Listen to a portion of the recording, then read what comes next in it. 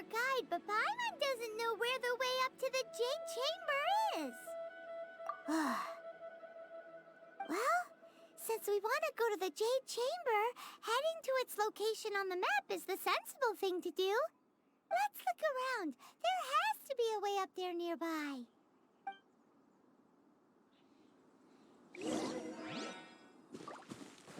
No time to lose.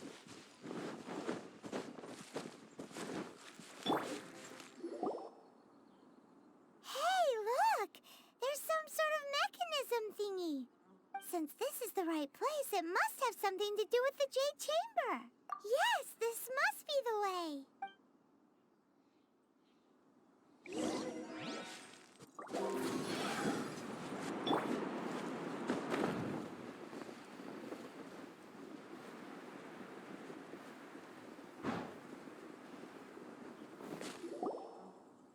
Huh? It only takes us up to here. Aw, if that wind current was stronger, we'd be able to reach the top in one go. Huh? Why? Or... Oh, Paimon gets it!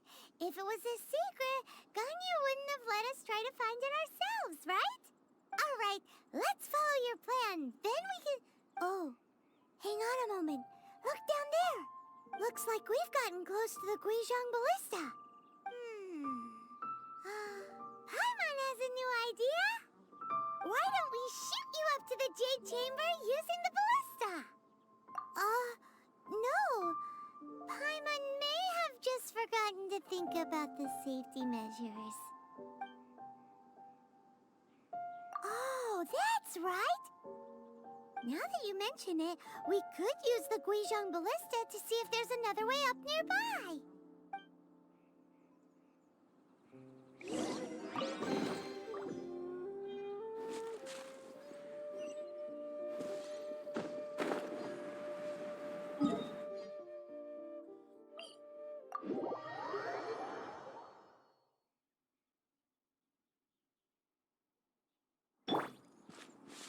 No time to...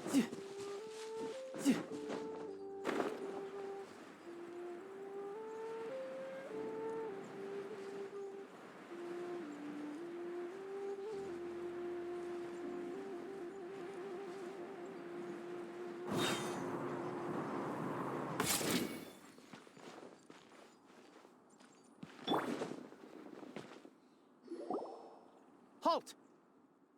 Who trespasses on these hallowed grounds? Exactly. What are you talking about? We're invited guests. What makes you think you can treat us like this? No. Wait. Maybe this was Ningguang's plan all along. She pretended to invite us to the Jade Chamber, but set up a millilith ambush here to arrest us. Now Paimon's mad. You, over there. This is a trick, isn't it? How shameless. What? We're just on guard duty. What do you mean, shameless? What nonsense! Seize these suspicious intruders at once! Well, here they come. Line them up and knock them down.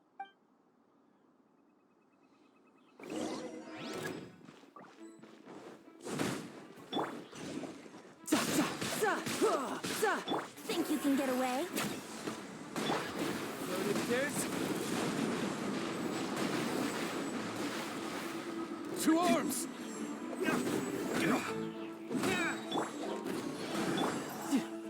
You can run, but you can't hide. Nice. Take the target alive! Loaded stairs. With the trike! Who goes there? Time for takeoff. Attack! Riptide. Orders given. Orders received.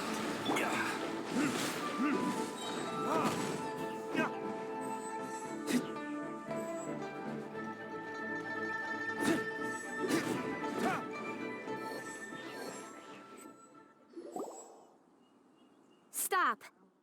What's all this about? Lady Coaching, these two strange people suddenly appeared. They seem to have designs on the Guizhong Ballista. Who are you calling strange? You want to go to the Jade Chamber? Who are you? We're invited guests here to look for the Liyue Qixing. Who are you? Well, as it happens, I am one of the Liyue Qixing.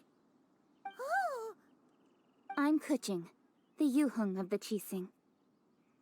I know of you, traveler.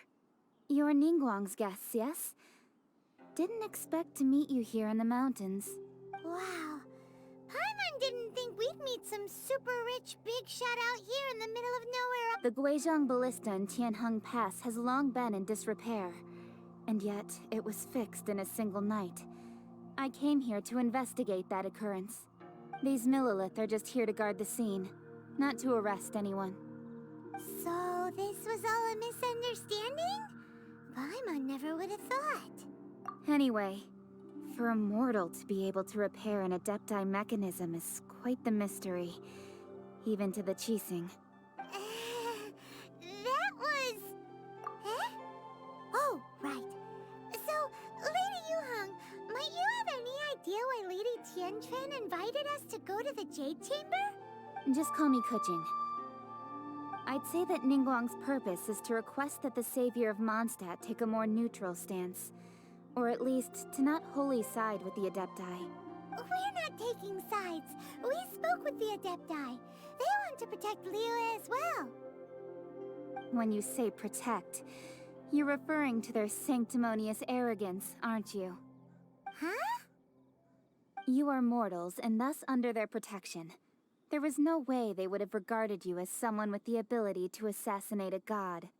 Naturally, they would also regard Ningguang's locking down the area, questioning the citizenry, and pursuit of the assassin to be pointless work.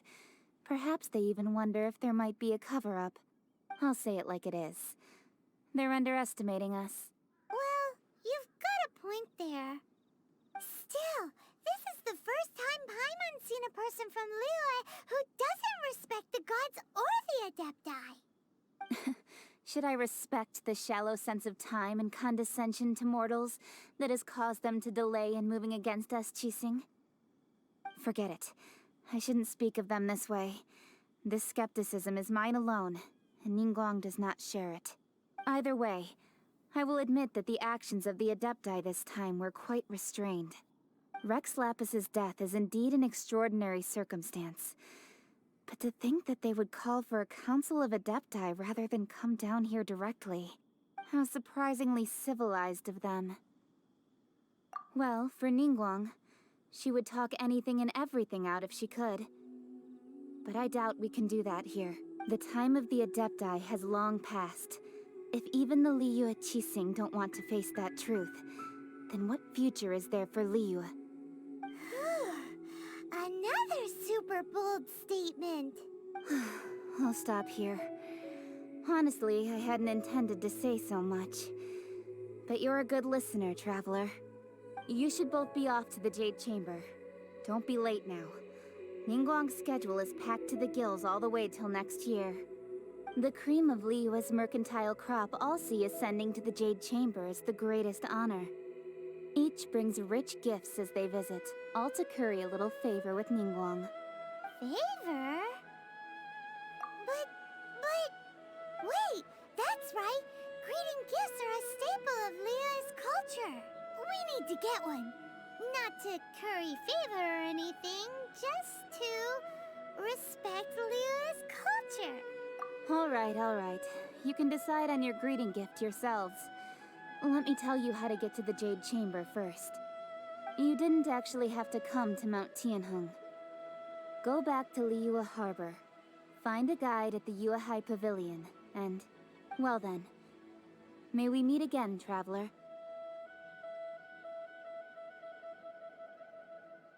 Well, that Yuheng may not respect the gods, but Paimon thinks she's a pretty cool person.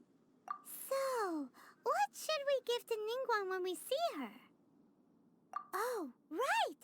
Paimon dreamed of an amazing snack last night! Sugar-frosted slime! Paimon has a feeling that it would be perfect for a super rich person like Ningguang. Why don't we go with that for a gift? With a certain boom shakalaka, of course! Let's go gather ingredients! Time waits for no one, and neither will our riches.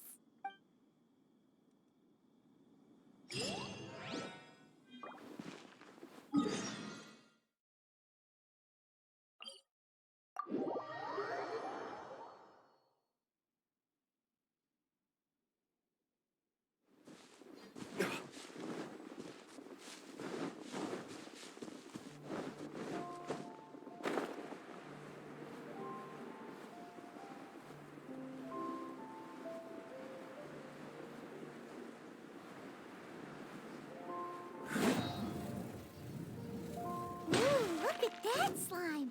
It looks crystal clear and very delicious. That's the one.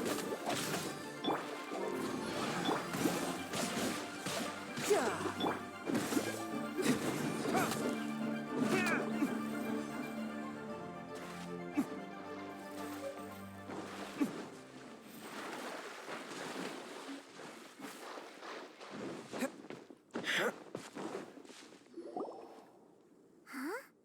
Is it just Paimon? Or is there a sweet fragrance in the air? Huh? Did you hear that? No!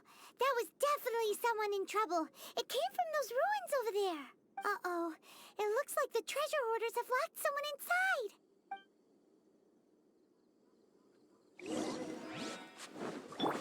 Here we go!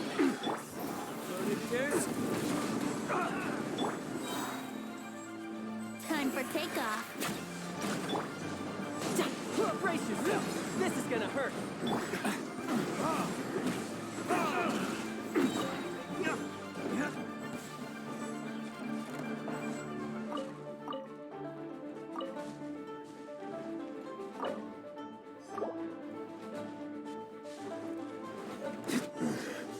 The hunter.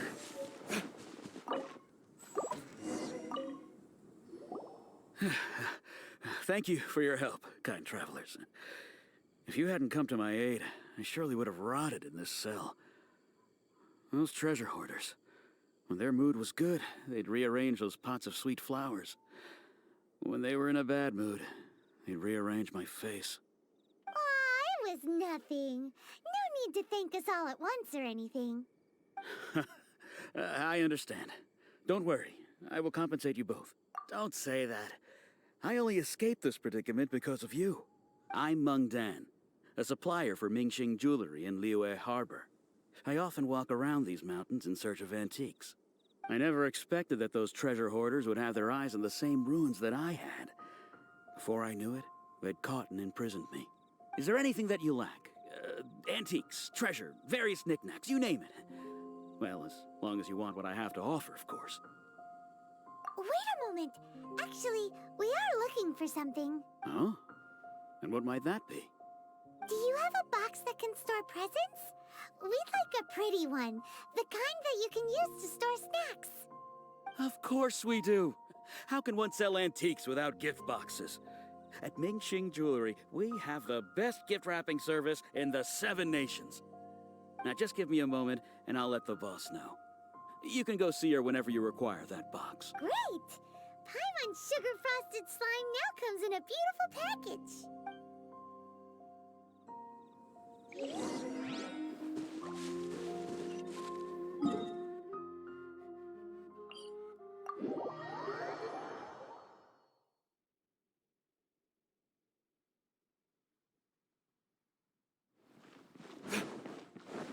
No time to lose.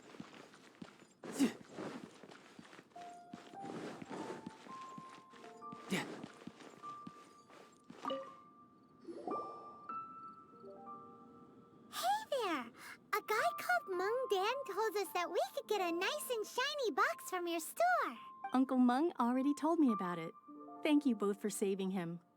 Many of the best goods in our store were found by Uncle Meng. If anything were to happen to him, it would be impossible for us to continue doing business. Here, this container is itself an antique, with at least 140 years of history. It's already been cleaned. Will it do? Yep. It's great. Hang on a moment. Could we borrow one other thing? Sure. Please help yourselves. as long as it's on our shelves. Traveler, this clay pot looks really awesome. If we use an antique as our mixing bowl, we should be able to make a great snack. It's done! The one and only sugar-frosted slime! Carefully now. Into the box it goes and dust it over with a bit more powdered sugar. Oh, yes. You might want to use these 2 freshly picked flowers as decorations, too. Woohoo! It looks beautiful! Great! Now that we've put all that we've got into this box, let's go to the Jade Chamber to see Ningguang.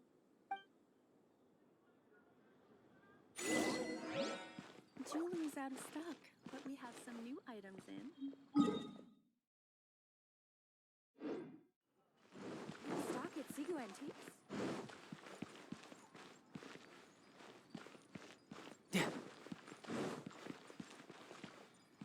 No time to lose.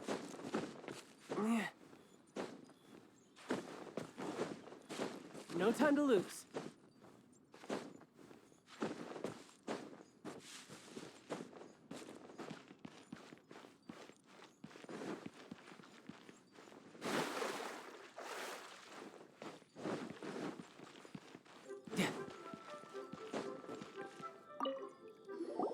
According to Kuching, this is what we should say.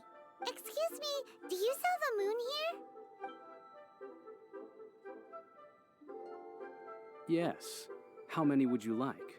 It's not convenient to speak of numbers here. Ah, well said. Please, use this to ascend to the chamber. Yes, speaking of which, are you two the guests that Lady Ningguang has arranged to meet with today? Yep. And yet the code they used was not the one for guests, but for the Yuheng. What's going on here?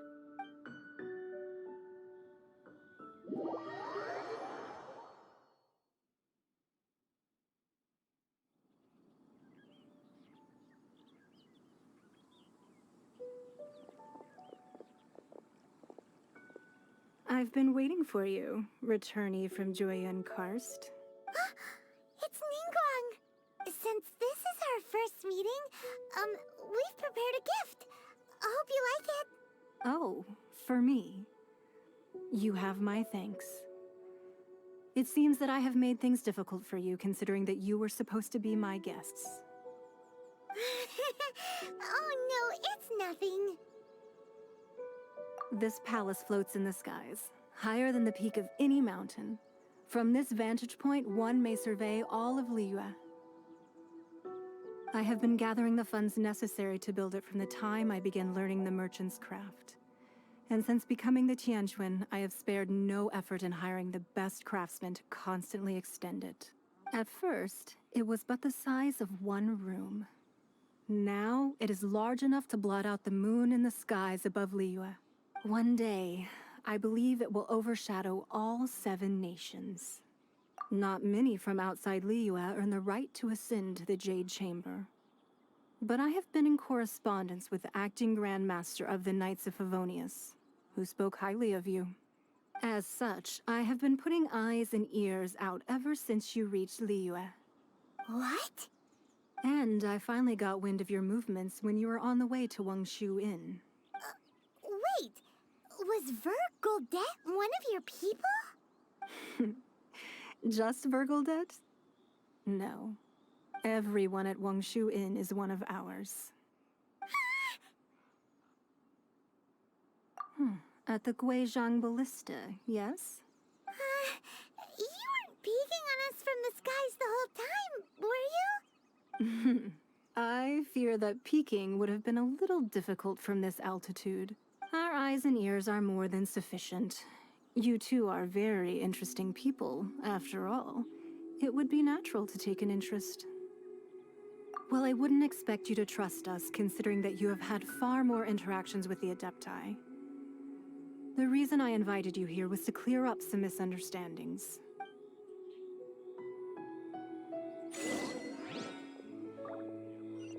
Tidal wave.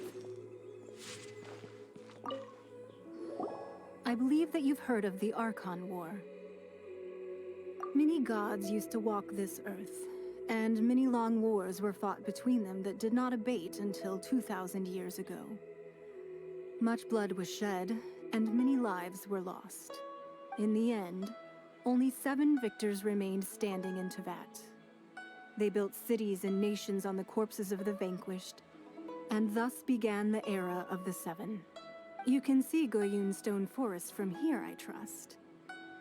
It is no natural rock formation. Those are giant spears of rock hurled by Rex Lapis during the war. Beneath the spears lie those cast down by Rex Lapis in those days, gods that failed to seize the title of Archon. Not only is it true that gods may die, but so too has the membership of the 7 changed over the last 2 millennia. Rex Lapis's passing is an unimaginable disaster for Liyue, but the Order of the 7 will not collapse simply because of that. Another Lord of Geo will arise sooner or later. Yet, how are we to forget Rex Lapis? When that time comes, the relationship between the people of Liyue and the gods and Adepti will surely be different from before. Even in a new era, the Liyue Qixing remain Rex Lapis's former subjects. Do you really think us capable of having played a part in his demise? Of lacking the foresight to see the certain repercussions? That day at Yujing Terrace, it was also very sudden. Even I was caught completely off guard.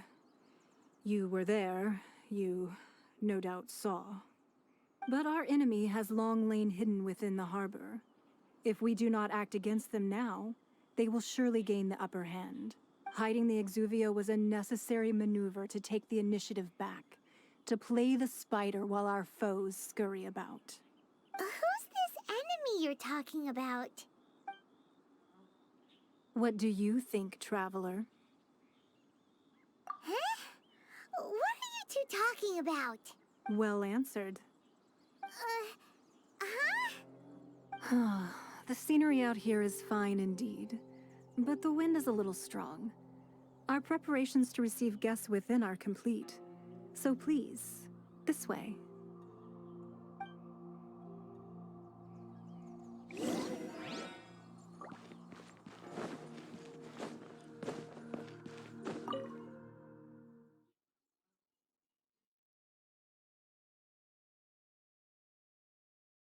Wowee! What a huge hall! Paimon's never seen such a fancy place before.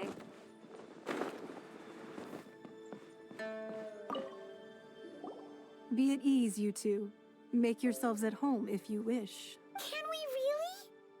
I have invited you two here as friends. And when friends come over to play, our enjoyment comes first. Nah. Ooh!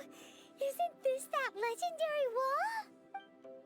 Why, you've kept your ear to the ground, I see. That's because even the storytellers are talking about it. Everyone's after a piece of paper from that wall. It's super famous. That's because that wall records Leo's secrets. Merchants have always been attracted to secrets. But the secrets of the mercantile world are of no interest to you, are they, Traveler? If possible, I'd like to have your trust. But if you were to choose the more trustworthy person between myself and Kuching... You'd pick Kuching? Nah, I had a feeling. I originally thought her a bit too hard-headed. With someone of her character on the Qixing, I've had some extra messes to clean up behind the scenes. But after she said those words, the time of the Adepti has long passed. If even the Liyue Qixing don't want to face that truth, then what future is there for Liyue? Well, I must say that quite a few of my doubts have been dispelled. I won't deny that Rex Lapis's passing seems advantageous to us. But for Liyue's sake, we cannot allow ourselves to be shackled by rumors of our usurpation of power. Indeed, it seems that you understood what I meant to say from the very beginning. I called for the gag order and for the Exuvia to be hidden to temporarily stabilize the situation, and also to prevent something similar to the incident in Mondstadt. With Rex Lapis's death, the Fatui have busied themselves with many clandestine actions beyond their diplomatic remit. As the Tianquan, one responsible for Liyue, I cannot be too concerned with appearances when opposing them. Allowing the rite of parting to take place was also meant to buy some time for us to take control of Liyue's administration. It's exactly as Zhongli said. The Qixing only provided the venue for their rite so they could use us for their own ends. Wait, that's right. Speaking of ends, could I say one other thing? Of course. Paimon's heard that anyone who sends a greeting gift gets a little something in return. So, does that include us? It's all right. I like direct people. Well, we have made quite a bit of trouble for you recently. How about this? You can pick any one object here as you please, and you may take it with you. Yay! Paimon was just waiting for you to say that. Let's see, what should we get? One of the sheets on that wall. Don't look at Paimon like that. One of these sheets of paper will sell for crazy prices, even if it's only as large as Paimon's fingernail. Just imagine how much more a whole untorn sheet would sell for. Let's grab one, the biggest one. Huh? Well, that was an easy search. The biggest sheet is right up there in the most obvious spot. Let's go with that one. La la la la la. Let's see what's written on it. Huh? There's a place marked with a circle on here. Oh, could it be treasure? Whatever it is, it better make us filthy rich. Let's see what's written over here.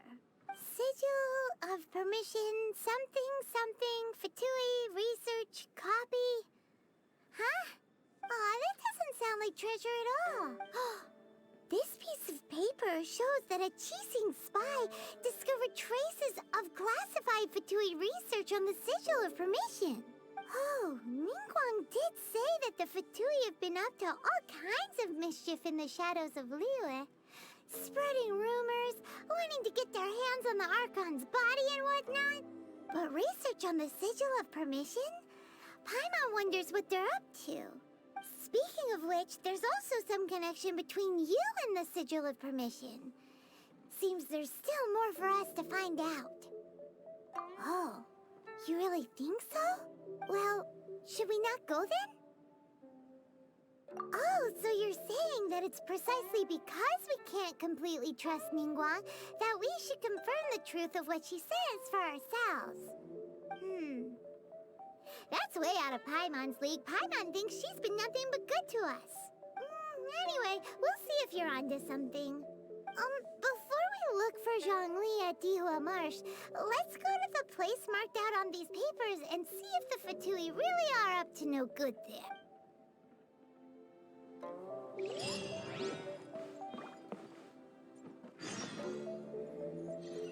No time to lose.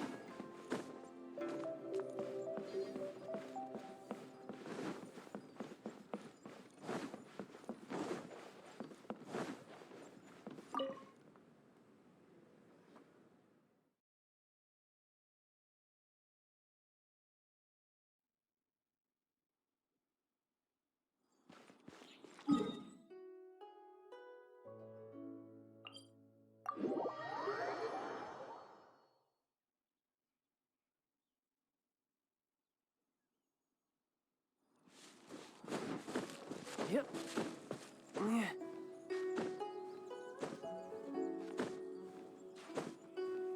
Yeah.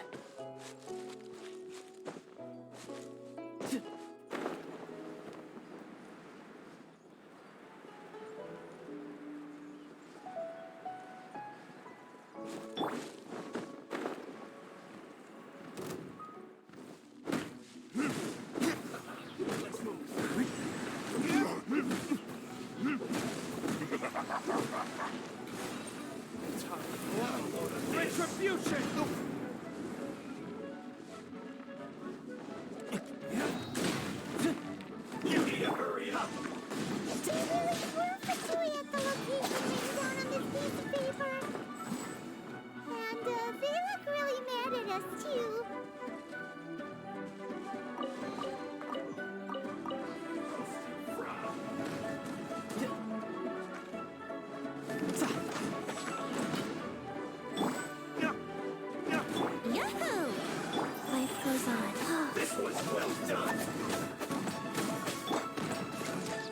Yahoo! You need to hurry up!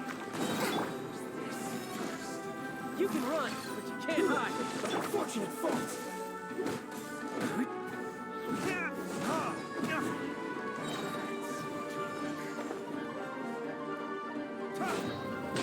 Think you can get away?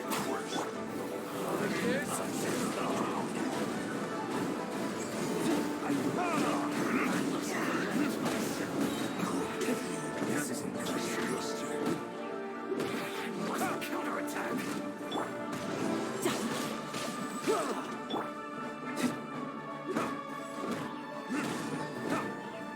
Finally, so quiet.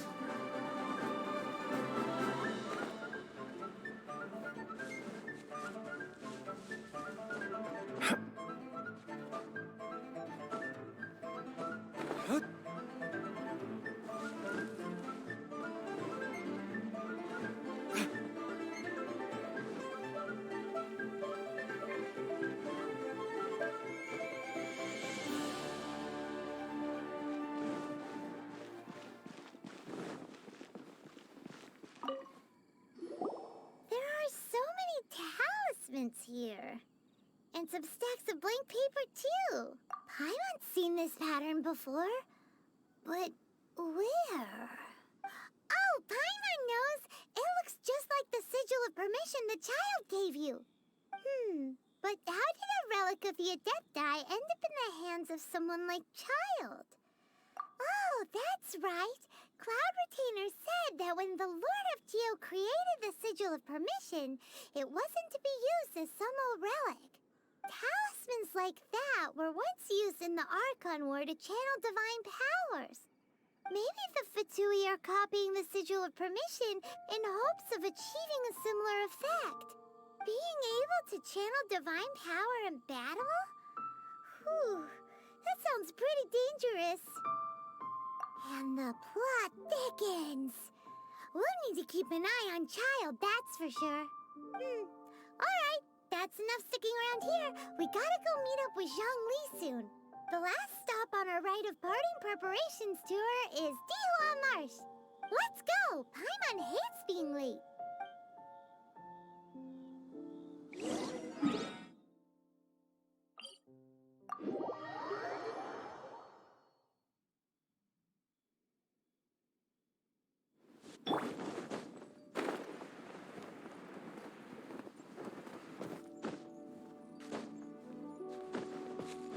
No time to lose.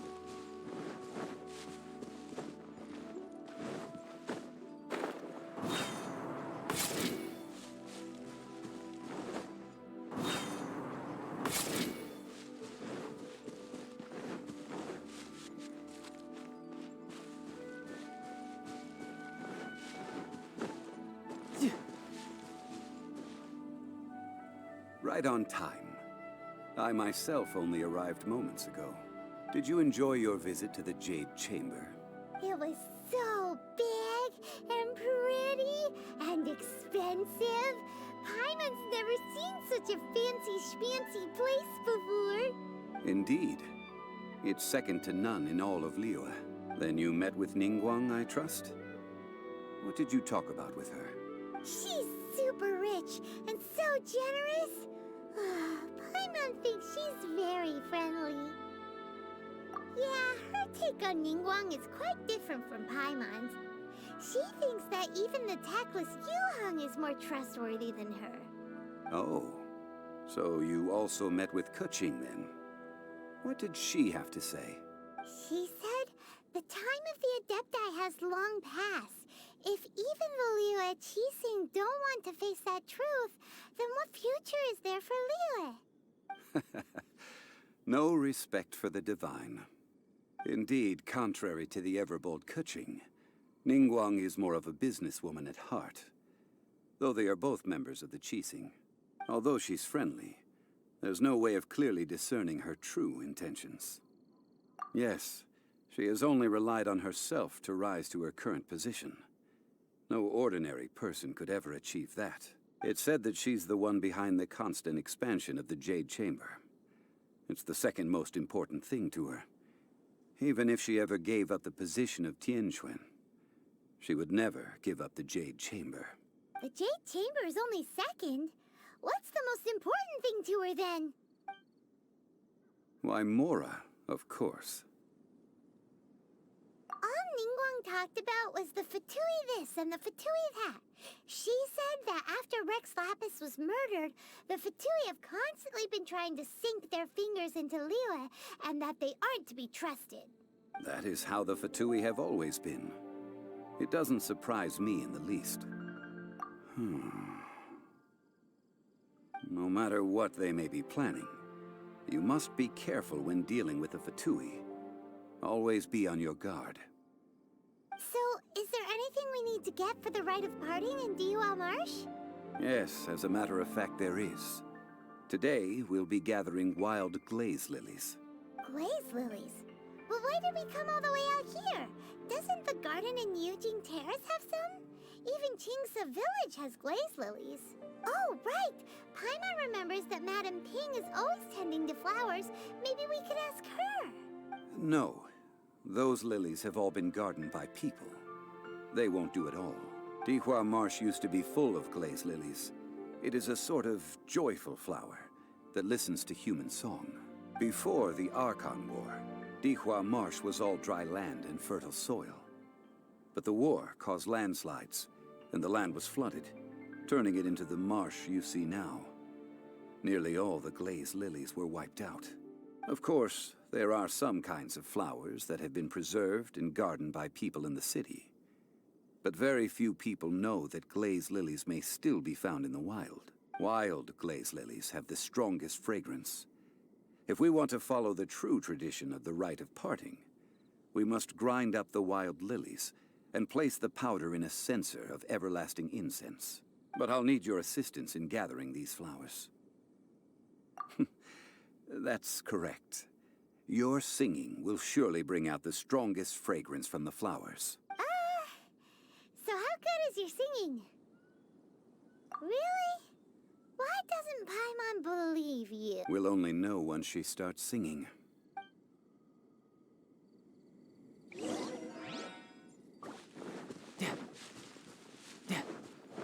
Yep.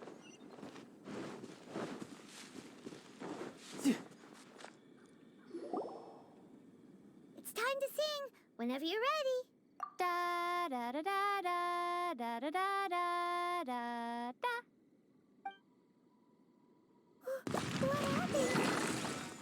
These flowers are jumping. They look really angry. Is it because you sang a song from Mondstadt that they don't understand Canalier?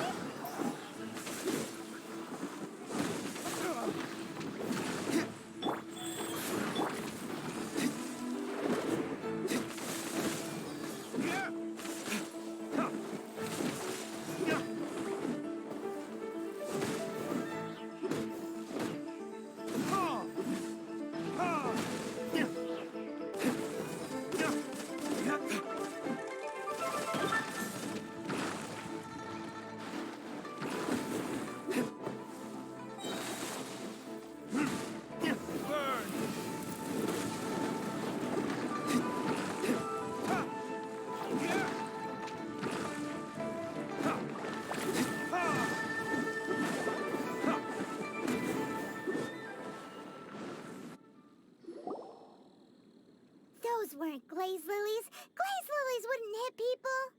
This little monster is known as a whopper flower. Strange. These petals look interesting. The glaze lilies used as a disguise were buried with the whopper flower for too long. The result seems to have surprisingly potent medicinal value. Let's collect what we can of these petals. Well, that's nice and all, but will those petals be useful for the rite of parting? Unfortunately, no. That's so lame. Excuse me. Are you searching for glaze lilies? Oh, hey, it's... What's-her-face? Paimon can't remember. Hello, traveler.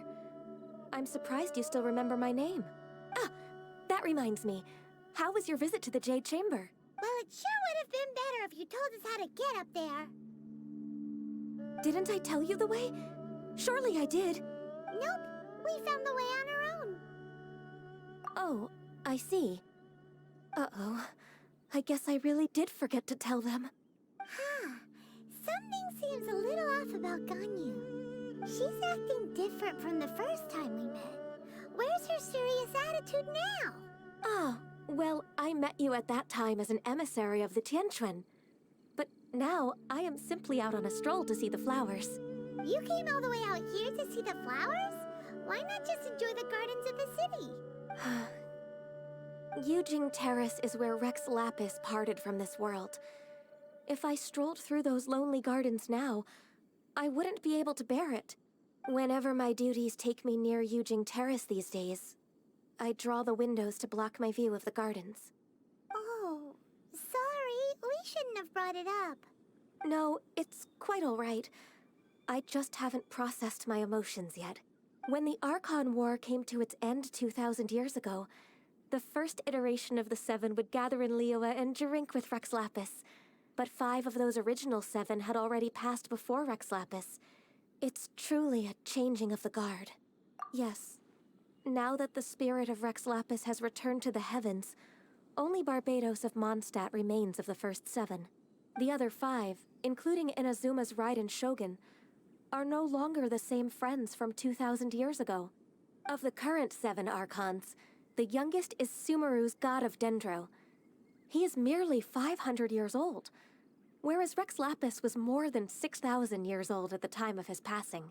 This means that Liyue had been under Rex Lapis's rule from the moment it was first founded 3,700 years ago. The city has never had to bid farewell to its deity. So what do you think of this farewell? Huh? This is a little sudden.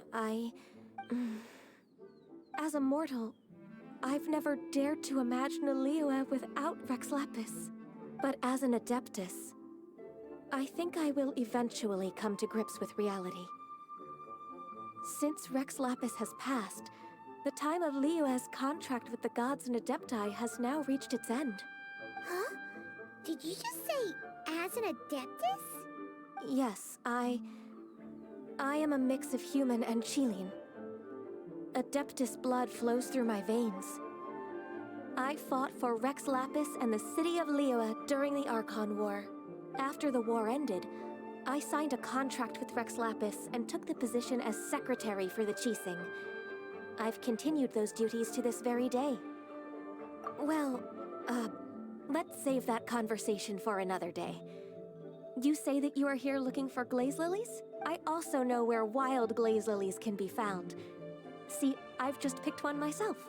Here, you may have it if you wish. We dare not refuse it. Oh, so did you sing a song before you picked the lily? Indeed, I did. I know this tradition well. In fact, I sang a local Liyue ballad to it.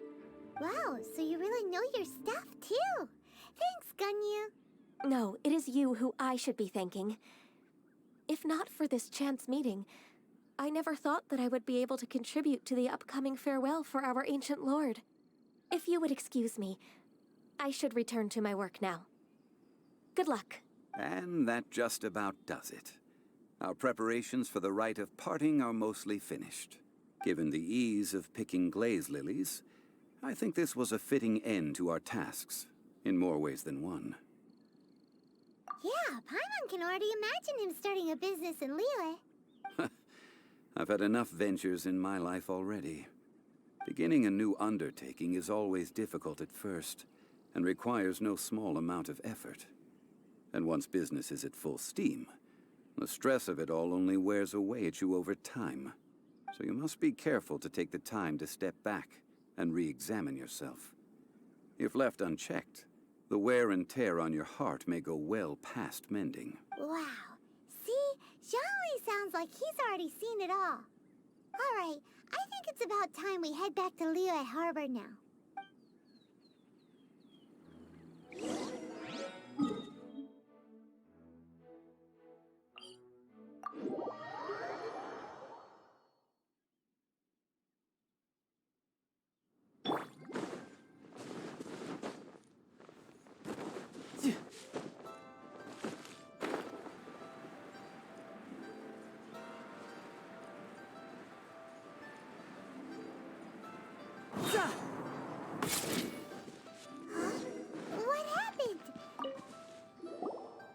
Ah, you're the consultant to Wangsheng Funeral Parlor. Mr. Zhongli, I presume. The Millilith are watching our every move now. These are desperate times. We mustn't act rashly. Desperate times? The Adepti of Joyun Karst are finally on the move. Do they intend to exercise force? Most likely. I've heard that some members of the Qixing have already gone to meet them. Well, I say meet, but it's more like they're attempting to stall the Adepti outside the city. However, both sides were quite obstinate and hit an impasse. It seems inevitable, given the current situation. The Adepti do not acknowledge the Qixing. They only acknowledge the contracts of the Geo Archon. If the two sides come to blows, Liyue Harbor will be in no position to stop them. Surely the Liyue Qixing are not the sort to give in so easily. Their boneheadedness is known throughout the lands. Yet it's because of that obstinacy that mortals and Adepti are now on the verge of conflict. And what now? How is it that the Fatui have come under fire? That's all Ningguang's doing. She proclaimed that in these tumultuous times, the Millilith must rein in the actions of the Fatui. Only now do they want to start keeping tabs on us? That's the Qixing for you. Anyway, Mr. Zhongli, you're one of Child's close associates. Please understand that your actions will reflect on us. Don't let anyone catch you off guard. It looks like things are about to boil over in Liyue Harbor. Do you intend to use your neutral identity as an intermediary between both sides? Or will you use your sword to turn the balance? Neither path is an easy one. Oh, by the way, Mr. Zhongli, we've heard that the Wangsheng Funeral Parlor has also been caught up in all of this. They're currently squaring off with the authorities at the gates. Things are taking a turn for the worse. I'm afraid I must leave now to handle things back at Wangsheng Funeral Parlor. I hope that Master Hu has been able to keep things under control for the moment. Consider your next course of action carefully, Traveler. If you're trying to prevent an explosion, it may be wisest to look for the fuse first. Whew. Having connections with the Fatui seems to be quite the double-edged sword. So what does Zhongli mean by looking for the fuse? Oh, Paimon gets it. If there's anyone that wants to see the whole city turned upside down, it's definitely him. He must be waiting for the moment when no one is watching to do something really bad.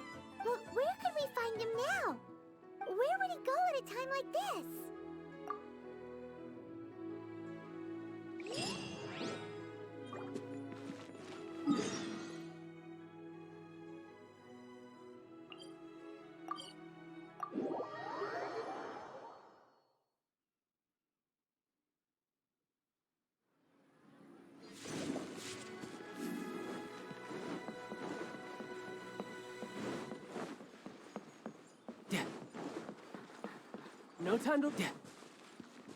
No time to lose.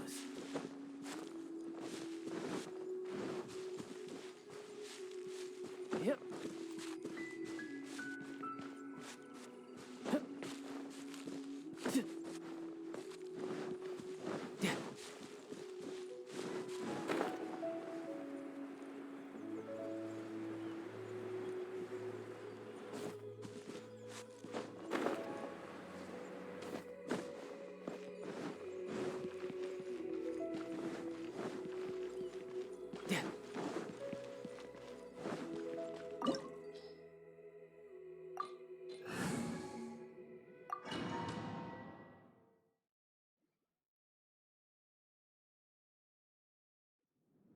Wow! This is the Golden House? It looked impressive enough from the outside, but who would have guessed that it was even fancier on the inside? And so full of Mora. This is where all of Tibet's Mora is minted, right? In that case, maybe they won't notice if a few Mora go missing. Oh, so it's a trap! Tricky, tricky. Good thing Paimon's got you here. But even if we can't take any, we can still have a closer look, right? Or better yet, take a nap on top of a mountain of Mora. It's like a dream come true. Oh, right. Back to business. It's quiet. Too quiet. Surely someone's gotta be guarding something as important as the Exuvia. Huh? Look! What happened here? Uh-oh. Paimon smells trouble. Quick! sure that the Exuvia is all right.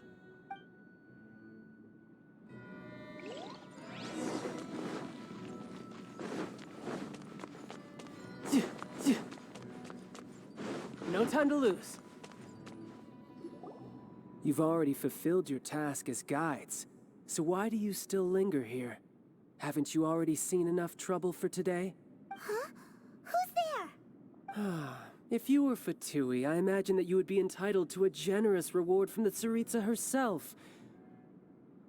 But now, you're nothing but dross, and you're in my way. Although I'm deeply grateful to you that I was able to effortlessly find this secret location, don't you think that trying to stop me now would just be wasted effort? Stopping the Mora Mints, hiding away the Exuvia. The Chising are really pulling out all the stops this time. So you've been planning to take the Gnosis from inside the Exuvia all along? As one of the 11 Fatui Harbingers, it's my duty to see the will of the Tsaritsa fulfilled. She will get that which she desires.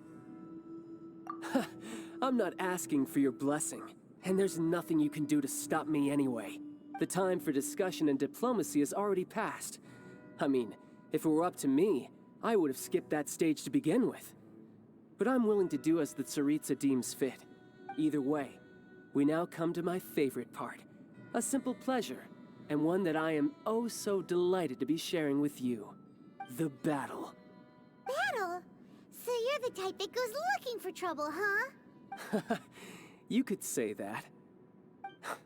When Signora offended the deities outside the cathedral in Mondstadt, she swiftly left the scene once her mission was accomplished.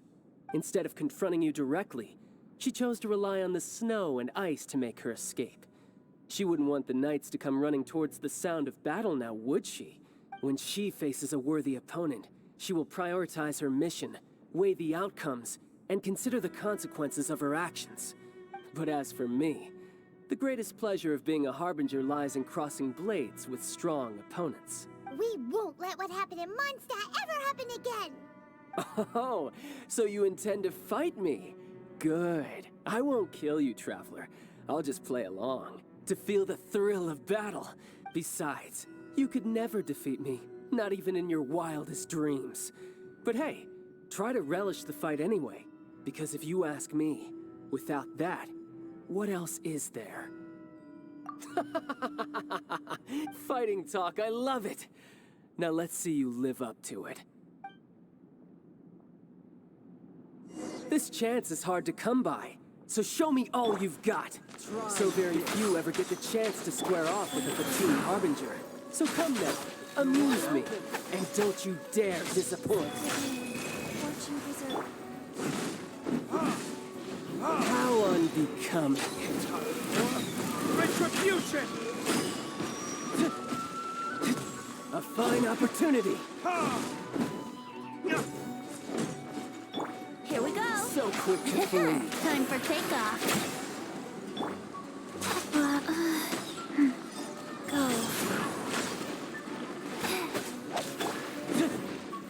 Cowering already? You've made some progress.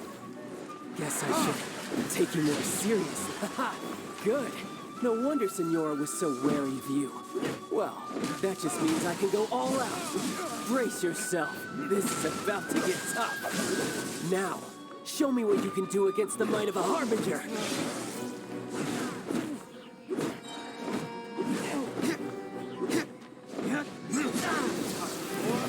Retribution! You've got some skills.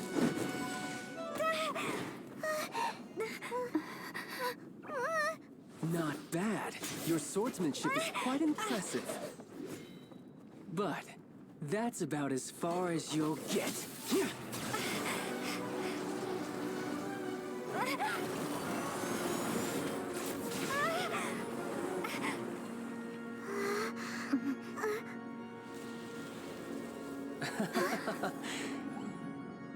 Didn't think you had that card hidden up your sleeve. You were just playing us to get close to the Exuvia! Oh, quiet down. Stop acting like some wide-eyed recruit. You've seen this world. You of all people should know. This should have been expected! Well then, I'll be taking Morax's Gnosis now. I see. Well, this is most unexpected. You beat me to it, didn't you?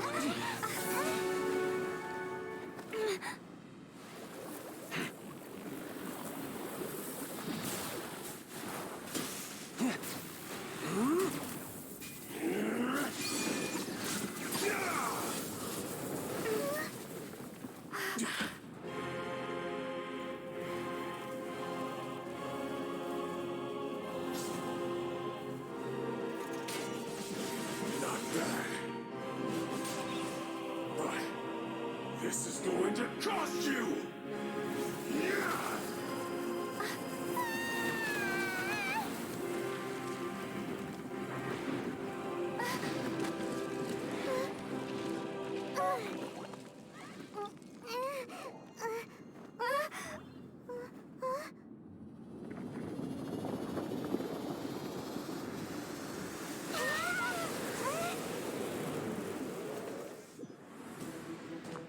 You got to the Gnosis ahead of me, didn't you? Did you simply move faster? Or did you really bring the Golden House to me on purpose? No matter. Hand the Gnosis over now. I'll make me take it from you. Really? Take it?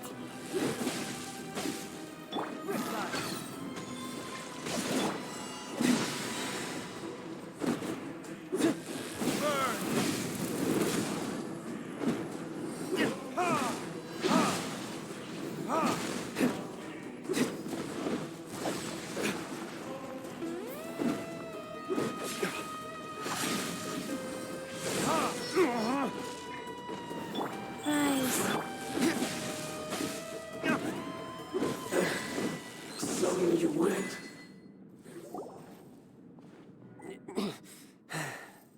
Look! Child's back to normal again! Well then, time to cool off. It seems the burden of the foul legacy transformation was too great for my body. I lacked the opportunity to think this through. And now that I consider the matter more carefully, you never had any chance of beating me to the Gnosis. You had no connection to the Gnosis, no matter where it had been taken. That's what we've been trying to tell you! We didn't take it! Your show of ability today far surpasses that of Signora's initial assessment of you in Mondstadt. Tell me, how could that be? You already know the answer, don't you? I can see it in your eyes. But if that is a secret you wish to keep, I guess I'll just have to curb my curiosity. This battle has already left me satisfied. Anyone who strives as I do to grow stronger shall be called a friend.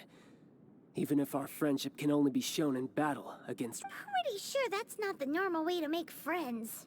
Unfortunately, I must bring this amiable conversation to an end. My quest still beckons. Given that the Gnosis wasn't taken by anyone, then we must look once again to the beginning. Perhaps it was never in the Exuvia to begin with.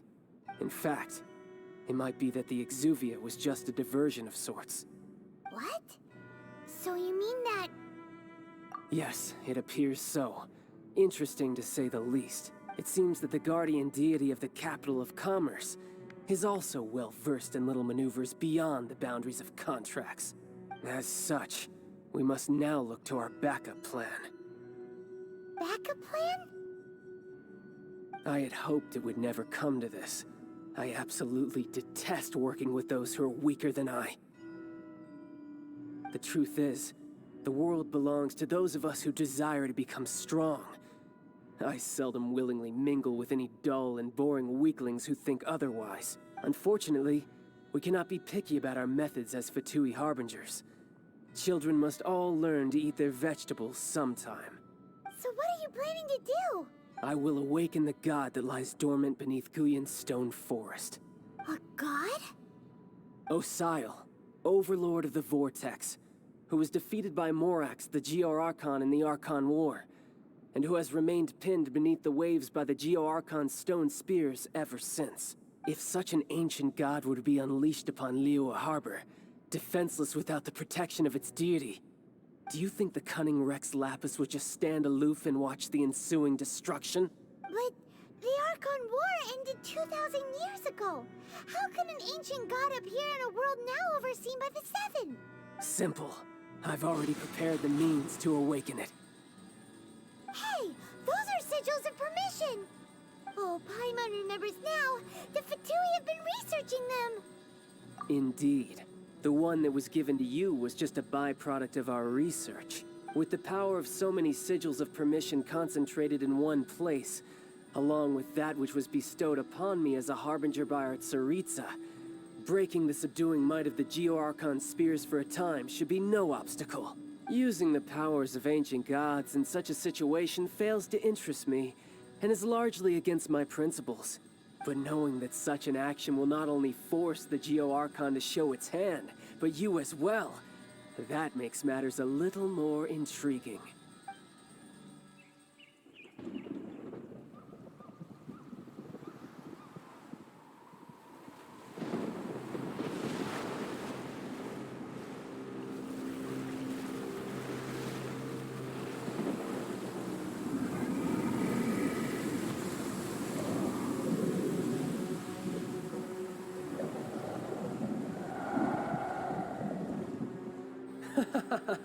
Let's see.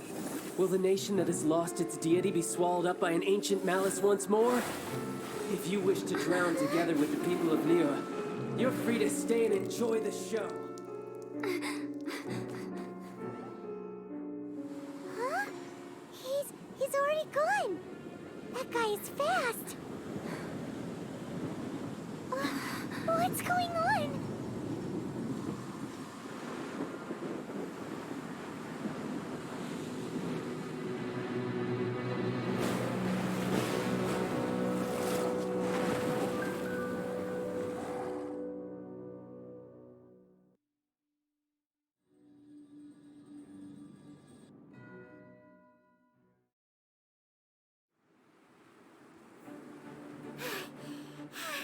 Paimon's exhausted.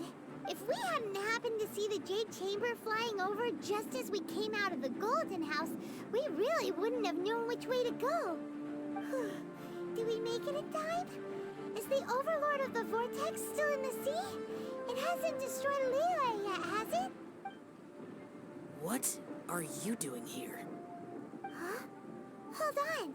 It's the Adepti. What are you doing on the Jade Chamber? Paimon thought you were arguing with the Qixing. Is the fighting over? Faced with a calamity of such magnitude, we have agreed to put our differences aside for now and unite against this common enemy. Oh, Paimon gets it. So how do you plan to defend Liyue? Just seeing this Overlord of the Vortex guy puts a pit in Paimon's tummy, even from all the way out here. It's not just you. We've got new Millilith recruits who can't even stand at attention without shaking. The force of an ancient god's presence seems to be too much for ordinary people to handle. Which is why we must stop that monster before it gets any closer to Liyue Harbor. So the Archon War was fought 2,000 years ago against enemies like that thing? Now that's scary. So will the power of the Qixing, Millilith, and Adepti gathered here be enough to stop that god? We've already discussed this together, and our conclusion is not necessarily. What? But all of you were supposed to be the guardians of Liyue. Can't you think of something? One certainly could. Huh? The Qixing did once research the matter of the Guizhong Ballista when it piqued their fancy. And as fate would have it, one who did craft the Guizhong Ballista with one's own hands is here. For what could you mortals ever learn of Adepti mechanisms? Yet it would take one, but a little tinkering to turn this ballista into an engine of war beyond your wildest thoughts. I suppose this is one blessing from the Adepti that we should be thankful for. So be it. We shall use the upgraded Guizhong Ballista to fight off that god. All the Adepti here can lend their strength to man it. We haven't a moment to spare. Our battle begins now. Yep.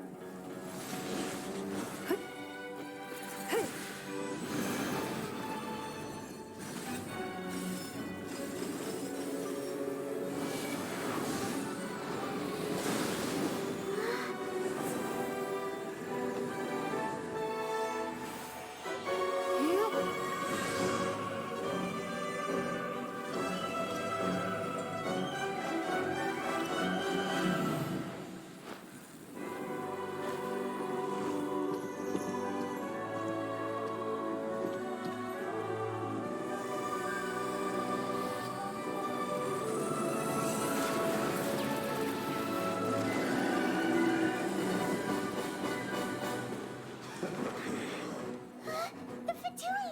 They're attacking the Genshin ballista!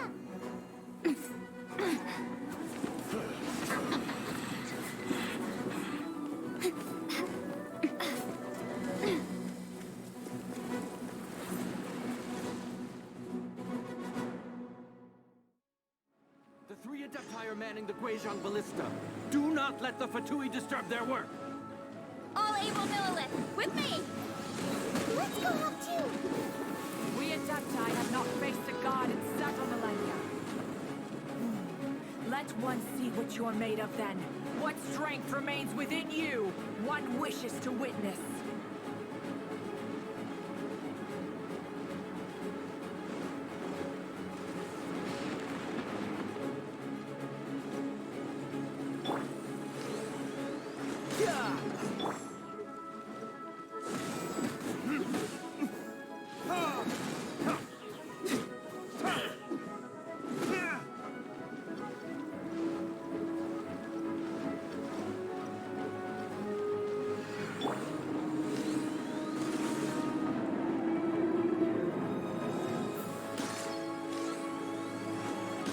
No time to lose. Think you can get away?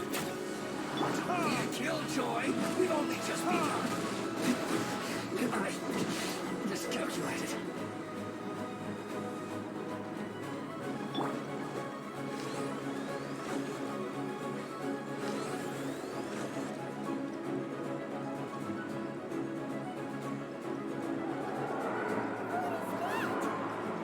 That is Osial's divine power. I am very familiar with it. Be careful not to get hit.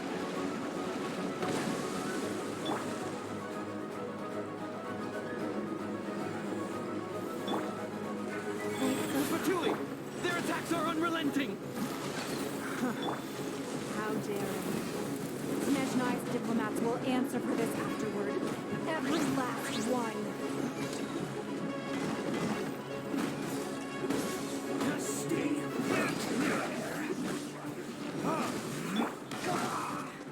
Brace yourself. The ancient god's attacking again! There are so many Fatui too! We can't look! Were you about to say we can't hold them, children?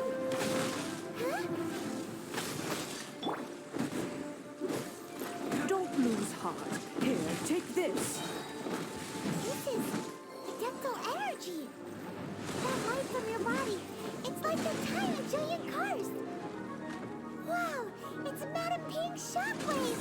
This green is really strong!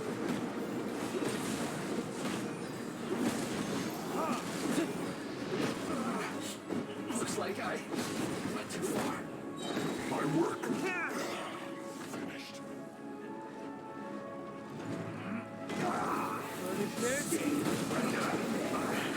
I guess this isn't good.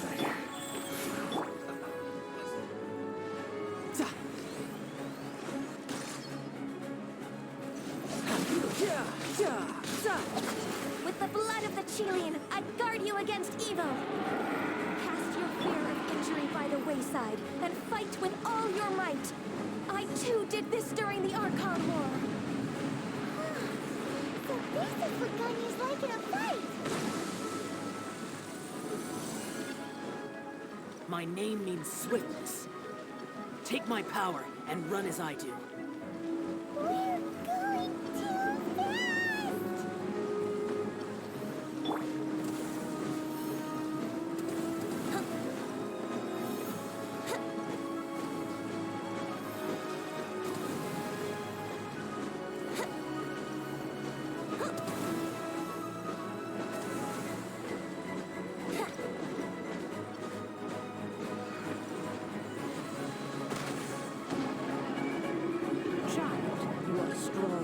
indeed, Spirit. Perhaps you can withstand 3 forms of adeptal energy at once. This will hurt a little. Please bear with us. Once you've adapted, try to use them in battle.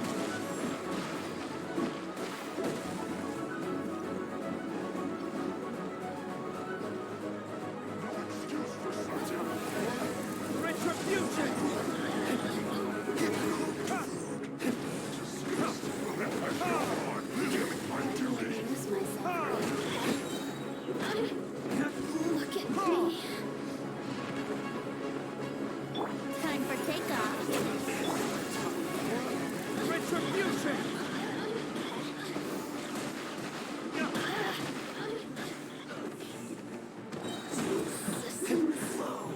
Exercise caution.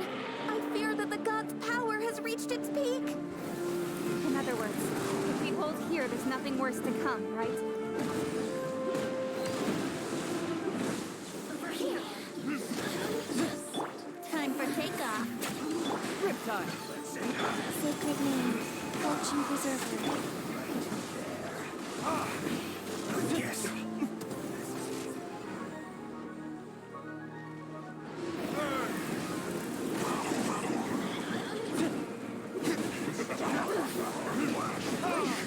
Over here. Let me amuse myself.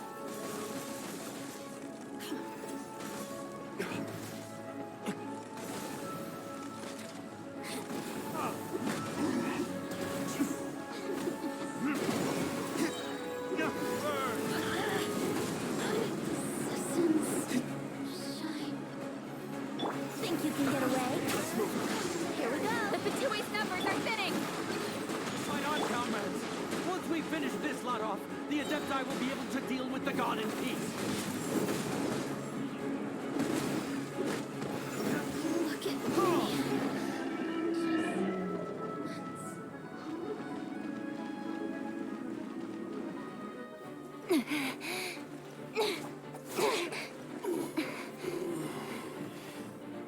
The interlopers are no more. Now we may commit ourselves fully.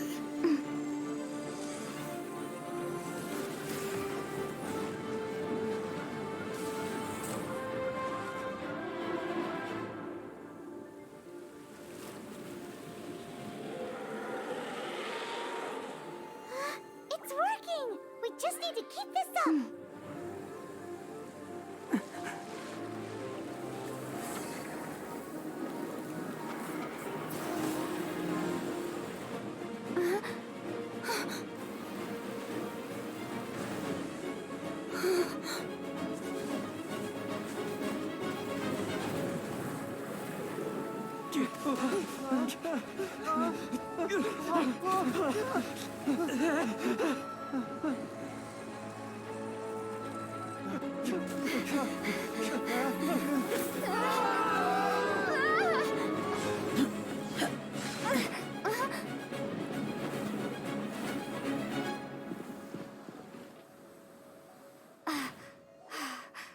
Be careful now.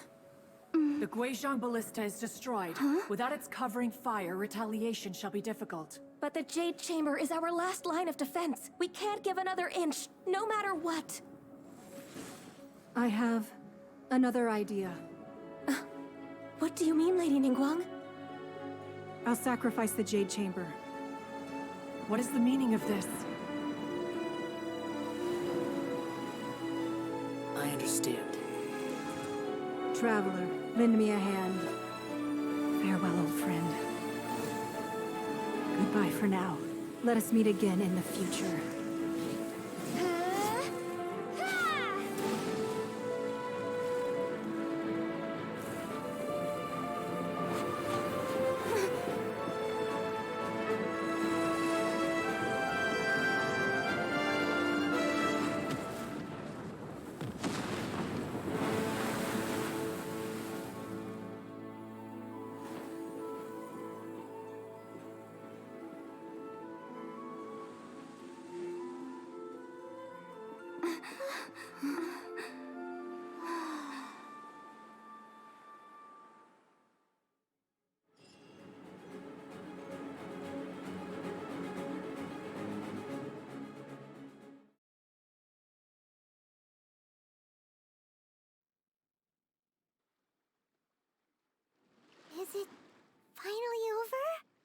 The ominous aura of that monster has indeed begun to fade. The effects of the Sigil of Permission last but a short time. It will be some time before the Overlord of the Vortex can make any waves again. We are indebted to you for your assistance. If the Adepti hadn't happened to be here, the future of Liyue Harbor would surely have been in great jeopardy. Save your flattery. We didn't just happen to be here. Surely you won't pretend to have forgotten the reason for which we came. Come now. There's no need for such harsh words, Cloud Retainer. I've heard that when Ningguang began learning to do business, she had already started setting aside part of her then limited income in preparation for building the Jade Chamber. At first, it was only the size of a small room, but with continued expansion, it has become the palace that lies before you now. It is a testament to Ningguang's entire life, both as a businesswoman and as the backbone of the Liyue Qixing. Seeing the Jade Chamber destroyed in the defense of Liyue means much to her. To me, such cooperation and sacrifice deserves at least some recognition, don't you agree? Well, I was really hoping you would say that such sacrifice could at least be used as some leverage in our negotiations. Thank you all for hearing me out. We know very well why the Adepti came here today. But please forgive us. We cannot yield to your wishes. Oh? 3,700 years. According to our records, the Adepti signed a contract with Rex Lapis to protect Liyue 3,700 years ago. Even to this very day, Liyue and its lands have stood the test of time, immovable as stone, just as it was thousands of years before. This is truly no small feat. But that does not mean that the Liyue of today is the same city as it was all those years ago. Do not merely cast your protective gaze upon the land. Instead, focus your sights on our city and each of the citizens that dwell within it. Are you questioning our means of protecting Liyue? I mean no offense. I simply hope that our Adepti forebears would see Liyue in a new light. Forebears, you say? One doubts you would be fit to be part of such a lineage. This morning, Rex Lapis appeared to me in a dream. What? In the dream, I yearned to tell him that we Qixing, though mortal, are equally bound to the contract. Each passing generation of the Qixing leaves many things of value to be inherited by the next generation. I also thought to tell him how the past generations of Qixing had strove under his rule to survive in our mortal world, establishing a network of contracts which has since come to be known as trade. But I dared not speak. I could only gaze at him in silence until the moment I awoke. Oh, Ningguang. Yet another perspective. What are you trying to say, Outlander? Right. That's something that happened in Mondstadt. It's a story about the Four Winds and the people of the Animal Archon. The Animal Archon sought to quell the strife between the two sides, because he believed that such conflict would only scar the hearts of both, and that nothing good would come of it. Each of the 7 nations has its own scars from the past. Though your point is the very height of simplicity. As Adepti, we've become a laughingstock, to be chastised thus by an outlander who has lent us such succor. All right, all right. Didn't Ningguang suggest that we should focus on the city and each of its citizens? I know I already have, so why not see for yourselves? I apologize for appearing in full armor. I am afraid I cannot show the proper courtesies. And who are you? I am Feng Yan, a sergeant of the Millilith. I have come to extend my thanks to the Adepti. I thought this battle would perhaps be my last.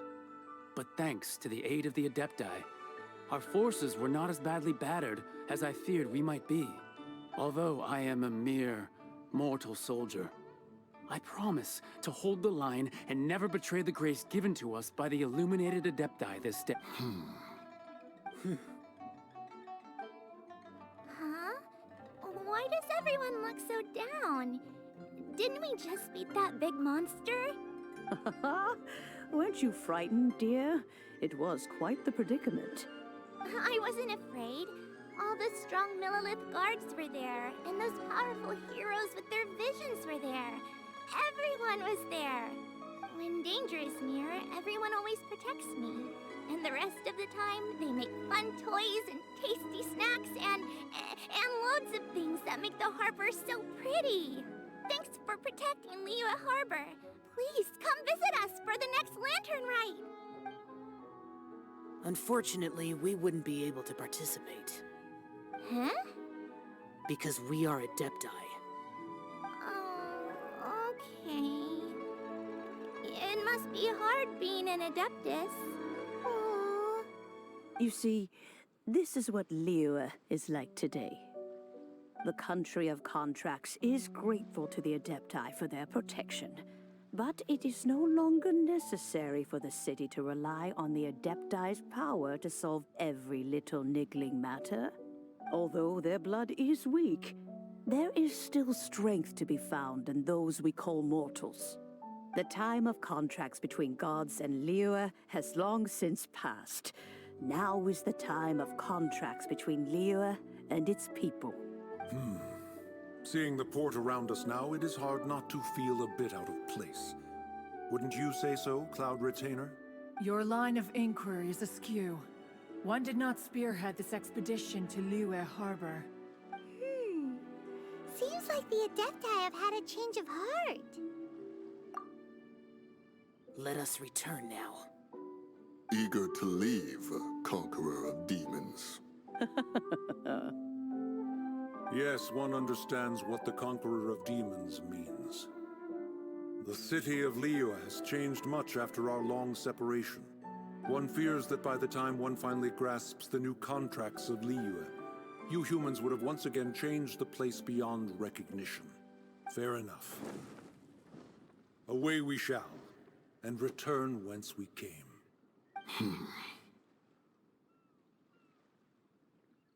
Since we Adepti have consensus, then one shall persist no further.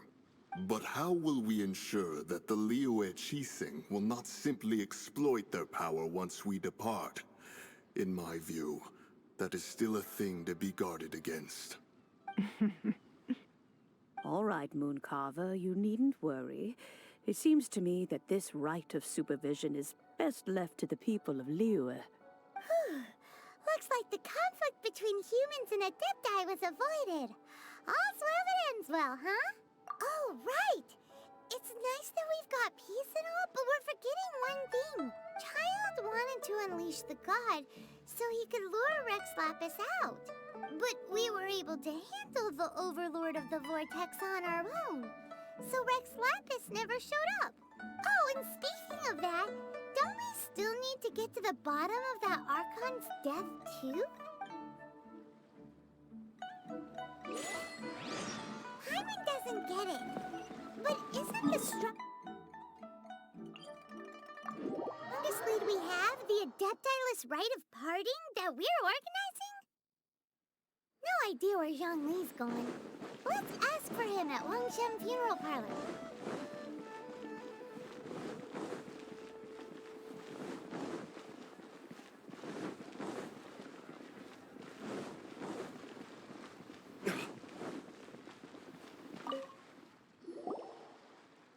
Is there anything I can do for you two? I'm afraid that Wangsheng Funeral Parlor isn't in the best state to receive guests. We've come to see Zhongli. Could you please tell him we're here? Unfortunately, Zhongli isn't here at the moment. It seems he went to Northland Bank. Doesn't the Northland Bank belong to the Fatui? Last time we saw Zhongli was before we went to the Golden House. Do you think he doesn't know about the attack on Liyue? Visiting the Fatui at a time like this could only mean more trouble. We had better go and make sure that everything is okay.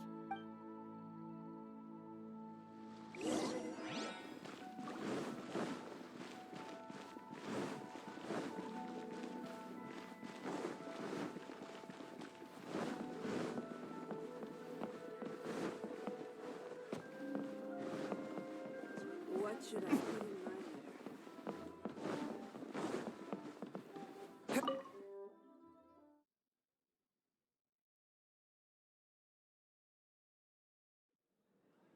You call this cooperation between Harbingers? Cooperation involves communication, you know. Don't take it to heart, child. Besides, aren't you happy that you got to skip the formalities and bring chaos to the land? I'm sure you must have enjoyed that. Oh, it seems that some of your friends have arrived. Hey, it's Zhongli and Child. And you! You're also one of the Harbingers? It's you two. I believe we've met once before. In the city of Bards, was it?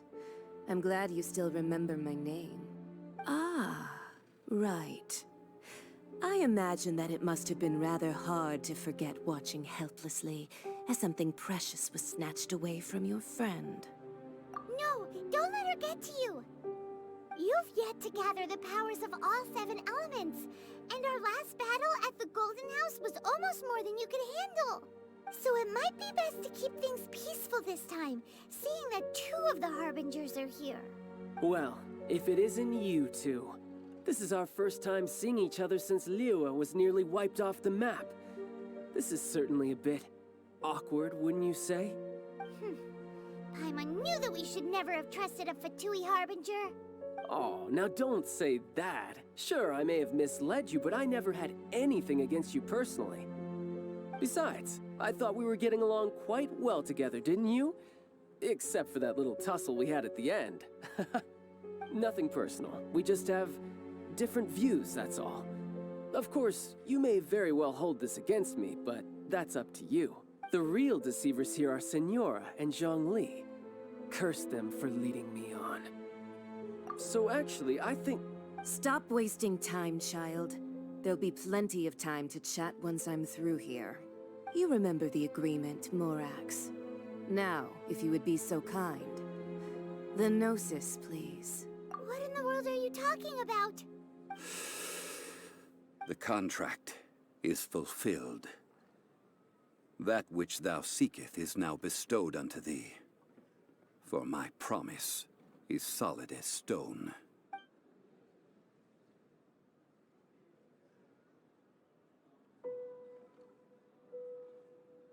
How sanctimonious. What? So you're the Lord of Chiao? No, wait. That's an exciting twist and all, but why give the Gnosis to the Fatui? I do not give it for free. I give it as agreed upon in the contract. For it is a matter solely between the Tsaritsa and I. Yeah, you don't think you went a little bit too far with that whole fake death thing? Everyone was preparing the ceremony for you, and splat! This big dragon falls out of the sky, and all of Liyue goes into an uproar. Talk about a disaster. Gathering all the forces that had been bubbling behind the scenes, and then stirring them together in a pot that was bound to boil over. That's what he wanted to see, am I right? Wait, what? Perhaps it's best that I explain. As you know, I've dwelt upon this world for more than 6,000 years. I witnessed the founding of Liyue, together with the Adepti 3,700 years ago. Even boulders that can withstand whirlpools will erode with the passing of time. I kept convincing myself that cracks had not begun to form, and that the end of my time had not yet come, until one drizzly day. As I was strolling along the harbor, I heard a merchant tell one of his workers, "You finished your duties. Go ahead and call it a day." I stood motionless among the crowds, asking myself, have I already finished my duties? Oh, Zhongli. But as I began to consider relinquishing my divine role, I soon discovered that many reasons still remained to not hastily depart. Was Liyue, the city I had dwelt in for so long, already prepared to enter its next age? I decided that a test was needed in order to reveal the answer. So I feigned my own death, and gathered the cast of Child, the Adepti, and the Liyue Qixing to play their roles together on the stage that was Liyue. Indeed I was. The Gnosis, which I had kept for so many years, suddenly seemed to have lost its meaning. That's right.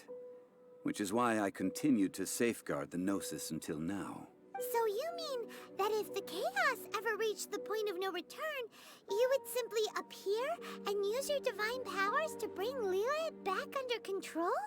Of course. And it would have been all too easy for him, too.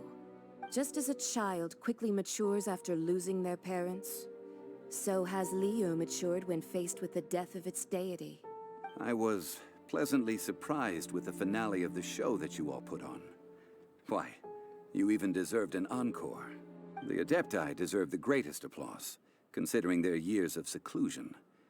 They hardly recognized the city, yet faced with such a crisis, they exerted the greatest amount of restraint. Not only did they manage to cooperate with the Qixing, but in the end, they even tried to understand the heart of the people. And hats off to the emissary dispatched by the Cryo-Archon to fulfill our contract, Signora. She managed to keep everything she knew in strict confidence, far from the eavesdropping ears of her colleague Child, just as I had requested.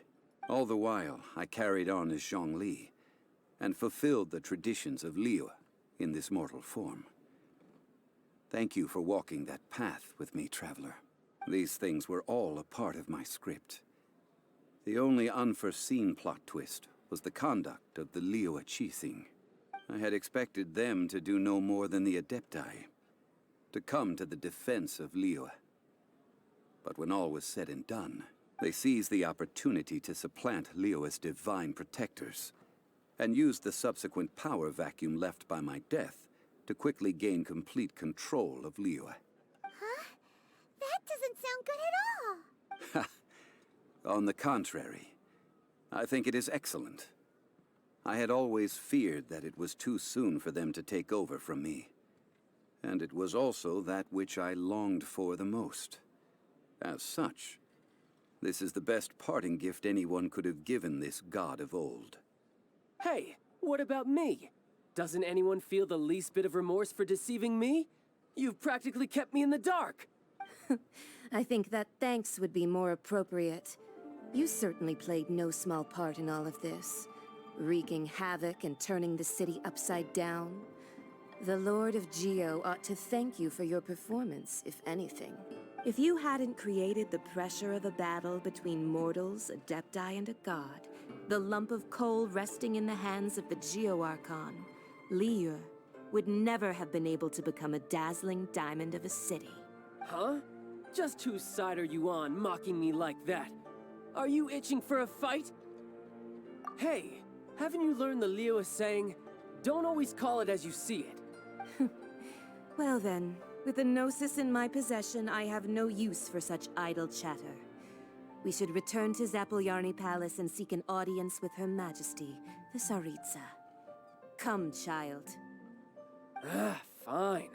I'll meet you there later. I'm not sharing a boat with the likes of you. Do as you wish.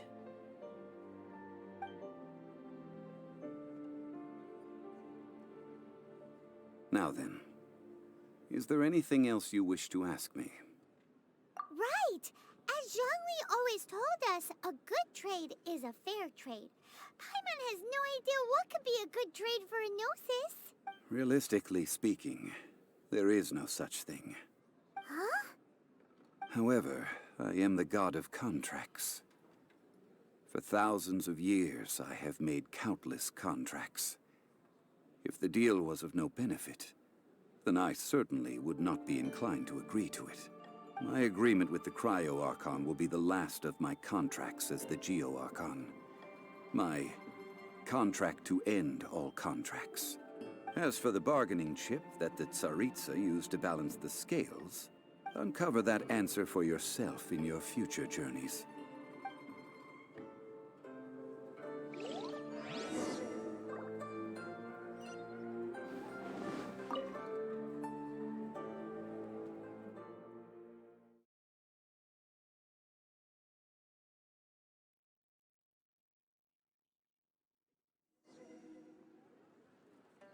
today's the day of the rite of parting.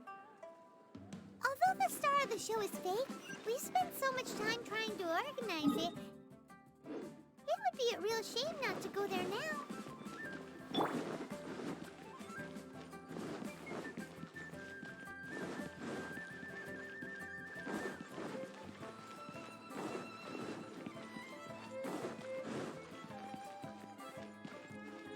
No time to lose.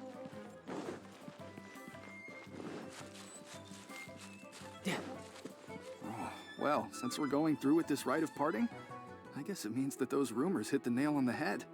So Rex Lapis is really... Oh, come on. Do you think that the assassin could have been a normal person? You know what I think? I don't think any of the gossip on the streets you hear from those shady types is worth anything. There's only one real possibility in my mind.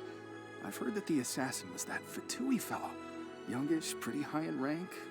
I think they called him Child. Fatui? They certainly are very suspicious. Who knows what those greedy, crooked folks... Shh! Lower your voice. If the Fatui catch you in their sights, Rex Lapis won't be around to protect you this time.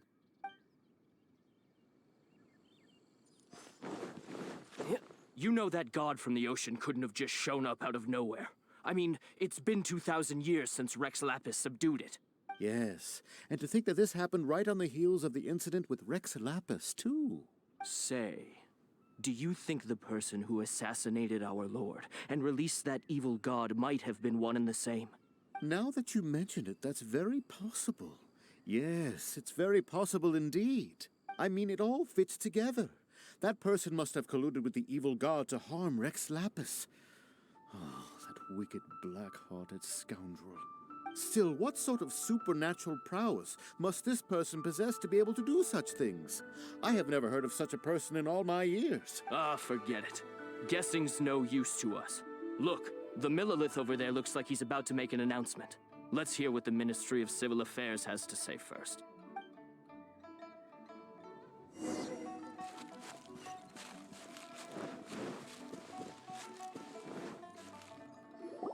Hear ye all! Though a dragon soars ageless as the mountains, it too must return to dust. This is common knowledge. Gods and Adepti live glorious lives, but both light and shadow have their season. So too must they face divinely appointed trials. Rumors and hearsay abound on the streets that Rex Lapis was murdered. Now, let the truth be revealed. Having been thwarted in his trial, Rex Lapis's soul has recouped the celestial heights. He beseeches the people of Liyue to grieve not and to let not their hearts be saddened. Nor are they to believe street-born rumors or indulge in baseless speculation.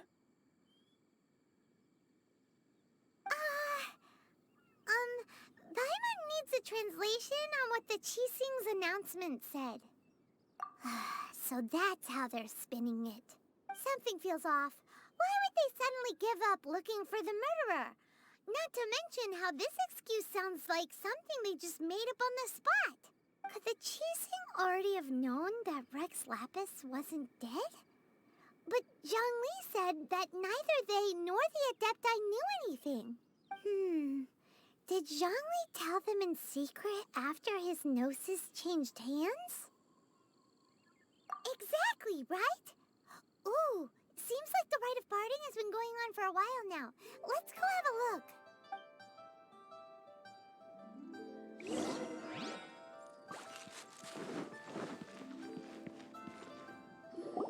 Look, it's Ningguang and Keqing.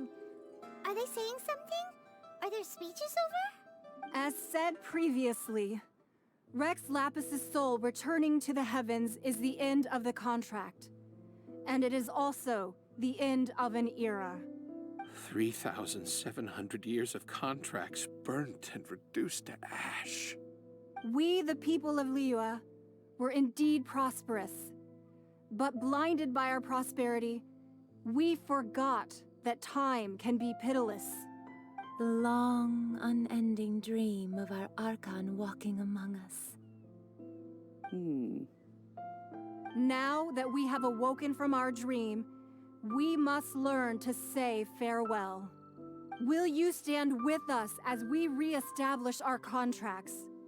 As we build a new age of prosperity? So concludes the words of Her Eminence the Tianquan. Does Her Eminence the Yuheng have anything to add? Huh? Is she looking this way? Traveler. Yikes! She really is looking our way! Is that the traveler who they say defeated the ancient god? So young. The Liyue Qixing always repay their debts. And as you have heard, our eyes see far and our reach is long. Name your price. You deserve that much. Whoa.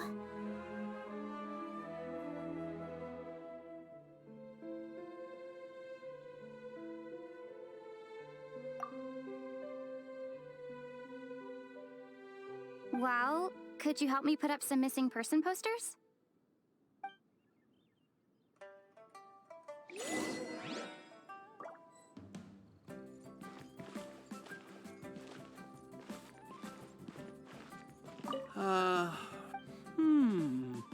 Perhaps mementos for Rex Lapis might be the best short-term business opportunity.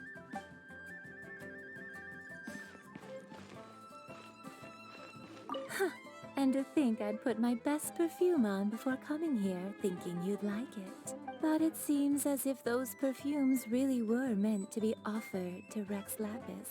Well, that's fine. Suffer no rivals in love, they say.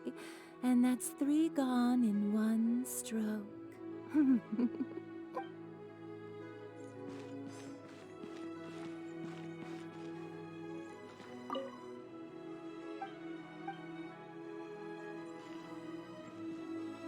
As for the mortals and Adepti of Liyue, what shape shall our relationship take from now on?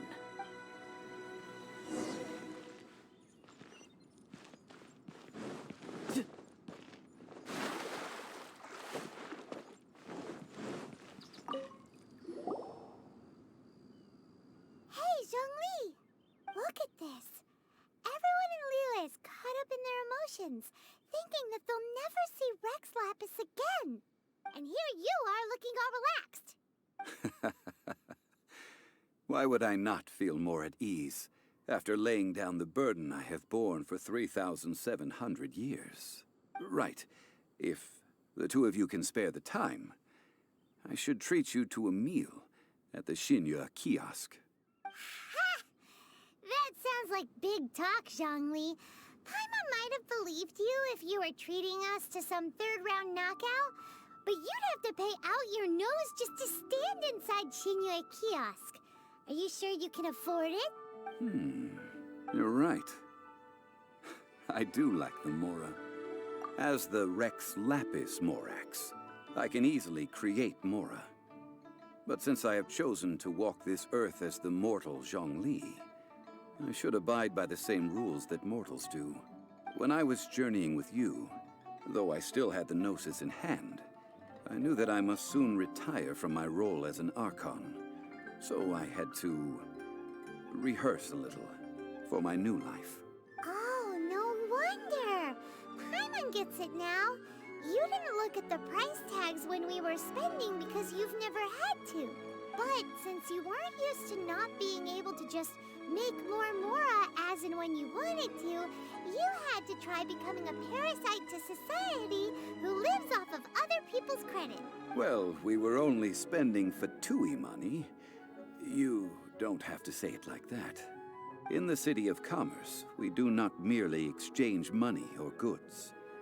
We also exchange knowledge, memories, and foresight, as well as positions, roles, and lives. The Archon Morax could never experience life as the true mortal Zhongli could, no matter how many times he descended to be with his people. I must thank you for that. I will treasure the memories that I made as Zhongli, traveling the streets of Liyue with you. That is true. But there is no journey that does not end. No meetings without partings. Paimon thinks that we should make a move and continue our search for the 7. I fear that continuing your journey may be difficult. The nation that neighbors Liyue by sea, Inazuma, is presently closed. The Electro-Archon Ball. And just as the people of Liyue preferred to call me Rex Lapis, she too goes by another name among locals in Inazuma. Paimon thinks we've heard that one before. Raiden? That is the case. And since Raiden is also the shogun of the Inazuma Bakufu, people call her the Raiden Shogun. That said, though people at the wharf were saying that the situation in Inazuma is very tense, Paimon doesn't remember that always being the case. It wasn't that bad last year. Zhongli, since you're Rex Lapis, shouldn't you know something about what's happening there? Just how did Inazuma become a closed nation? It's because of visions. Visions? When faced with circumstances beyond their control, humans often bemoan their lack of power. But if a person shows true strength of will at a desperate and fateful moment in their life, the gods will look upon them with favor. This is what visions are. Magical foci bestowed upon those who have been acknowledged by the gods. Uh-huh. That's how people in Teyvat see it. But starting from last year, the Raiden Shogun began promulgating the Vision Hunt Decree. Vision Hunt Decree? Yes. It was an order to seize all visions within Inazuma's borders, and to inlay them upon the hands of a statue of the 1,000-armed, 100-eyed god. They want to seize visions. But why? Aren't visions blessings from the gods? I should think that in the Raiden Shogun's eyes, it is precisely because they are divine blessings that they should be under the sole dominion of divinity. Whoa, that's harsh. The Animo Archon is the god of freedom, and the Geo Archon is the god of contracts. For her part, the Raiden Shogun is the god of eternity. It seems as though she has finally decided to eliminate any unstable elements that could pose a threat to her eternal realm. The fact that even I, the oldest of the seven, have now passed away, will only strengthen her resolve to pursue eternity. Knowing her, she must have again quoted that adage she is most fond of when proclaiming that decree to her people. 7 ideals for 7 gods, and of these, eternity is nearest unto heaven. All right then. Was there anything else you wish to know? Yeah, about that. Before the Qixing made their announcement, we listened to a lot of people talking on the way. Most of them put the blame for everything on Child. These are indeed false accusations. But it remains undeniably true that Child did send people to the Jade Chamber to prevent the Adepti and the Qixing from defeating the ancient god. I've heard that Ningguang is busy milking that for all it's worth on the foreign relations front at the moment, browbeating the envoys of the Fatui. Ha! Those poor Snezhnayan diplomats. If it were not for Child's exalted position as a harbinger, I'm certain that they would have shifted all the blame to him and called for his dismissal by now. All right then. Was there anything else you wish to know? Ah, that was a good one. Failing a divine trial. How they came up with that excuse, I will never know. That said, the reason why the Qixing were so eager to resolve the incident and stop pursuing the culprit was indeed because they received news in secret that Rex Lapis was not dead. I hinted as much to the Adepti as well. How did I accomplish that, you ask? Have you ever heard of this particularly convenient Adepti art known as gifting dreams and visions? All right then. Was there anything else you wish to know? The time of the Adepti has long passed. If even the Liyue Qixing don't want to face that truth, then what future is there for Liyue? Kuching is absolutely right in saying this. Now, though I did laud Ningguang's desire for power, believing this to be a good thing, and thought as a matter of course that she must have been behind the Qixing's plan to take governing power over Liyue from the hands of the gods and Adepti, Could the original person who brought up the idea of seizing power have been... All right then. Was there anything else you wished to know? That's right. Zhongli, now that you don't have your gnosis, what's going to happen to all the Mora in Teyvat? Since Morax is dead, are they all just gonna disappear? Also, isn't the Golden House the only mint in the entire continent? Will it even continue to work? The Mora present now will not vanish. But the Golden House will indeed have to cease operations for a lengthy period of time, since creating Mora requires the use of the Geo-Archon's power. This is terrible! We're all about to run out of Mora! The world is coming to an end! Yes, this is indeed a major issue from a financial standpoint. Well, I suppose we'll just leave such troublesome matters to the Liyue Qixing to debate. Then, did you at least set some private funds aside for yourself? Oh, a private fund. This does seem like a good, logical, common-sense idea. It's a shame. What's a shame? It's a shame that I didn't think of it at the time. All right then. Was there anything else you wished to know? Well then, I suppose you'll have to find a way to get inside this closed nation. Have patience. I suspect that some serendipity must first come into play.